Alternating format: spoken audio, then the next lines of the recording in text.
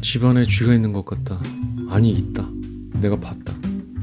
새벽에 퇴근하고 와서 불을 켠 순간 작고 검은 물체가 바닥에서 후다닥 부엌 싱크대 밑으로 사라졌다. 어둠 속에서 가족이 아닌 다른 생명체가 있음을 감지하니 순간적으로 온몸이 얼어붙었다. 사실 그냥 내 눈에 항상 보이는 곳에 있으면서 날 놀래키지만 않으면 그냥 먹이 주고 데리고 사는 것도 가능할 것 같은데 이게 문제다. 갑자기 나타나서 놀라는 경우가 있다. 역시 쥐는 애완용은 못돼. 잡아야겠구나. 사실 6개월 전에도 쥐가 나온 적이 있다. 이 쥐와 몇 달 동안 실갱이했었다. 아파트에서 해충 전문가를 보내도 내가 아마존에서 특이한 덫을 사서 놔도 허사였다. 좀 봐준다고 잔인하지 않게 잡는 덫을 사서 놓고 피자를 놓고 기다렸는데도 진짜 잘 피해 다녔다. 쥐는 기세가 올랐는지 점점 활동 반경을 넓혀서 화장실에서도 보이고 심지어 얘를 유혹할 게 전혀 없는 내 책방에서 보이기까지 했다. 내가 불 켜고 들어가면 걔가 왔어? 하면서 나가는 상황이 심심치 않게 연출됐다. 심지어 낮에 소리나게 이동하는 대담함을 보이기도 했다. 그렇게 이 쥐는 못 잡는 것인가 하면서 포기하려던 어느 날 밤에 쥐가 다니는 길목에 끈끈이를 놓고 그 위에 누가 봐도 먹음직스러운 치즈를, 실제로 내가 잘 먹기도 하는 치즈를 놀려놓고 잤다. 인터넷으로 봤을 때 쥐는 치즈보다는 피넛버터라고 했던 것 같은데 이 쥐는 취향이 클래식했었나 보다. 밤에 물을 마시러 왔는데 끈끈이 주변에 엄청나게 많은 치즈가루가 흩어져 있었다. 그리고 널빤지 위에는 개가 붙어 있었다. 그러니까 처음에는 끈끈이에 붙지 않고 치즈를 한 입 먹을 수 있었나 보다. 그래서 이리저리 야금야금 먹다 보니 치즈가 흩어졌던 것이고, 그러다가 끈끈이의 털 한 가닥이 붙었을 것이고, 발버둥 치면서 더 잡혔을 것이다. 이 끈끈이는 엄청나게 끈적끈적하다. 이후에는 내가 떼어주고 싶어도 못 떼어준다. 그냥 완전히 붙어버린다. 새끼쥐였다. 작았다.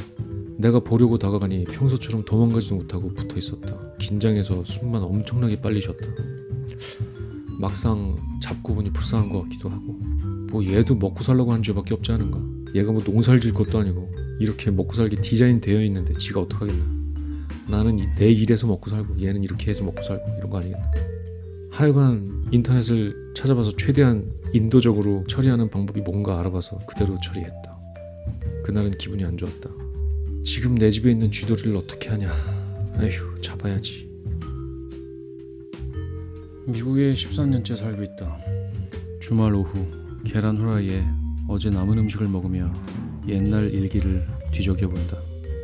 한국은 잘 모르겠는데 여기 노숙인들은 가끔 친절을 베풀면 딜을 걸어오곤 한다. 거기에 역제안을 하면 역제안에 역제안을 걸기도 한다. 며칠 전 길을 가다가 한 아줌마 노숙인이 큰 소리로 샌드위치 사 먹게 돈을 달라고 하고 있었다. 미안해요, 현금이 없어요 하고 지나갔다가 다시 돌아가서 현금이 없어서 돈은 못 주지만 가게에 들어가서 신용카드로 샌드위치를 사서 현물로 줄 수는 있을 것 같다고 말했다. 그랬더니 다른 사람이 샌드위치를 사줄 것처럼 하고 가게에 들어왔다고 그 사람이 나오길 기다렸다가 안 사왔으면 그때 사주면 안 되냐고 물었다. 미국식 딜 걸기가 시작된 것이다. 나도 미국 생활이 오래되어서 바로 어리버리 예스 하는 레벨은 넘어가 있다. 영어를 못해서 대충 예스 했다가 고생을 몇 번 한 경험이 있으면 이렇게 된다. 하여간 그래서 나는 나도 갈 길이 있어서 기다려줄 수는 없고 바로 사주는 건 가능하다고 했다. 고민하더니 그럼 길 건너편에서 던킨 도너츠에서 사줘도 되냐고 역제안을 해왔다. 오케이라고 앞장서라고 했다. 길을 건너서 던킨에 들어갔다. 드시고 싶은 걸 시키시라고 했다. 그랬더니 샌드위치를 시키는데 계란은 빼고 달란다. 계산을 하고 샌드위치가 나오길 기다리면서 계란은 안 드시냐고 했더니 계란은 집에서 너무 많이 먹는다고 했다. 샌드위치가 나왔고 맛있게 드시라고 하고 내 갈 길을 갔다. 밤길을 걸어가면서 문득 생각이 들었다. 계란은 안 먹는다? 배고픈 상황은 아닌가? 그럴 수도 있지만 만약에 상황이 엄청 힘든 계란 장사라면, 아니면 계란만 먹고 다른 건 전혀 못 먹는 내가 모르는 어떤 상황이 있다면 그래도 의미가 있지 않나 하면서 집으로 돌아왔다. 씻을 준비를 하면서 또 생각이 들었다. 근데 아까 집에서 계란을 많이 먹는다고 하지 않았나? 집? 그럼 노숙인도 아니란 말인가? 혼란스러운 밤이었다. 이 일기가 1년 전쯤에 쓴 일기인데 느끼는 게 있다. 응급 상황에서 어떤 사람이 어려움에 빠졌을 때 아무도 돕지 않는 상황이 종종 뉴스에 나온다. 그런 사람들은 그때 아무도 돕지 않은 그 장소에 있었던 사람들을 엄청 냉담하다고 비난하는데, 보통 심리학에선 이건 사람들이 냉담하기보다는 딱히 나서기 어려운 그때의 상황적인 심리 때문이라고 얘기를 한다.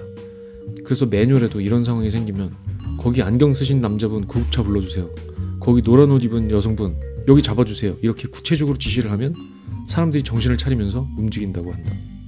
이 노숙인의 전략을 보면 일반적으로 종이컵을 흔들면서 여기에 돈을 달라고 이런 식으로 일반적으로 하지 않았다. 특정해서 샌드위치를 사 먹게 돈을 달라고 했고 그게 효과를 발휘했다. 한국에서도 구체적으로 치킨 마요 삼각김밥 먹... 혹시 에세이가 재밌으셨다면 카프카의 변신이라는 소설을 읽으셔도 재밌을 것입니다.